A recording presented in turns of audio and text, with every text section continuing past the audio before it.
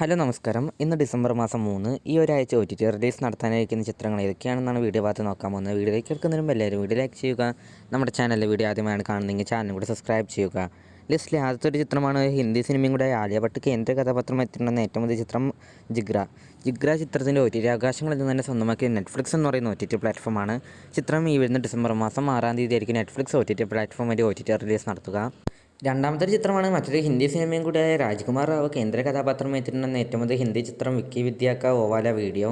ഈ ഒരു ചിത്രത്തിൻ്റെ OTT അവകാശങ്ങളിൽ തന്നെ സ്വന്തമാക്കിയിരിക്കുന്ന നെറ്റ്ഫ്ലിക്സ് എന്ന് പറയുന്ന OTT പ്ലാറ്റ്ഫോമാണ്.